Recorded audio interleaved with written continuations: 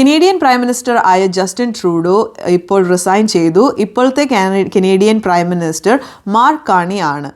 Mark Carney നേരത്തെ Bank of കാനഡയുടെ governor ആയിട്ട് വർക്ക് ചെയ്തിട്ടുണ്ട്.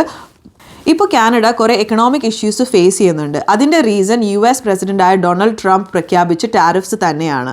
മാർക്ക് കാർണി കനേഡിയൻ പ്രൈം മിനിസ്റ്ററായി ജോയിൻ ചെയ്തതിന് ശേഷം ആദ്യം പോയത് UK ഫ്രാൻസിലേക്കുമാണ്. യുണൈറ്റഡ് കിങ്ഡവും ഫ്രാൻസ് എന്ന് പറഞ്ഞിട്ടുണ്ടെങ്കിൽ കാനഡയുടെ വലിയൊരു അലൈസ് ആണ്. UK ഫ്രാൻസുമായിട്ട് ട്രേഡ് ഡീൽസും അതുപോലെ തന്നെ മിലിറ്ററി അലയൻസസ് ഉണ്ടാക്കാൻ വേണ്ടിയിട്ടാണ് മാർക്ക് കാർണി പോയത്. പേഴ്സണലി ചോദിക്കുവാണെങ്കിൽ ഈ ടാരിഫ് കൊണ്ട് എനിക്ക് വലിയ ഡിഫറൻസ് ഒന്നും തോന്നിയിട്ടില്ല. പക്ഷേ ഇപ്പോൾ സ്റ്റാർട്ട് ചെയ്തിട്ടേ ഉള്ളൂ. ഇവിടെ യൂഷ്വലി ഇൻഫ്ലേഷൻ ഉണ്ടായിരുന്നു, എല്ലാത്തിനും വില ഉണ്ടായിരുന്നു നേരത്തെ തന്നെ. അപ്പോൾ അതുകൊണ്ട് വലിയ വ്യത്യാസമൊന്നും എനിക്ക് തോന്നിയിട്ടില്ല. പക്ഷേ മേ ബി ഇൻ ഫ്യൂച്ചറിൽ നമുക്കത് മനസ്സിലാക്കാനായിട്ട് പറ്റുമായിരിക്കും. കൺസർവേറ്റീവ് പാർട്ടി എന്ന് പറഞ്ഞിട്ടുണ്ടെങ്കിൽ ലിബറൽ പാർട്ടിയുടെ ഒപ്പോസിഷനാണ്.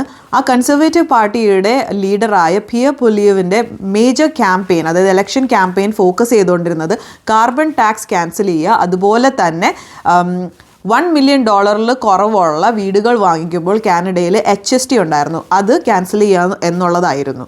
പക്ഷേ മാർക്ക് കാർണി പ്രൈം മിനിസ്റ്റർ ആയപ്പോൾ തന്നെ ഈ രണ്ട് കാര്യങ്ങളും ചെയ്തു.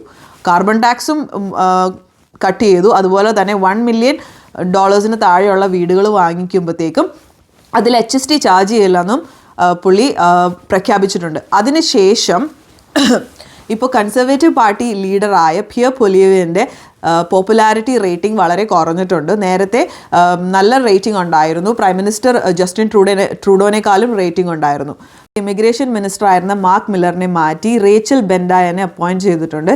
അതുകൊണ്ട് ഇനി കാനഡയിലോട്ടുള്ള ഇമിഗ്രേഷൻ പോളിസീസും ചേഞ്ചസ് വരാനുള്ള ചാൻസസ് ഉണ്ട്. പക്ഷേ ഇതുവരെയായിട്ടും വലിയ ചേഞ്ചസ് ഒന്നും അവർ പ്രഖ്യാപിച്ചിട്ടില്ല. പക്ഷേ ഇനി വരും ദിവസങ്ങളിൽ ചിലപ്പോൾ ചേഞ്ചസ് ഉണ്ടാവാനുള്ള ചാൻസസ് ഉണ്ട്.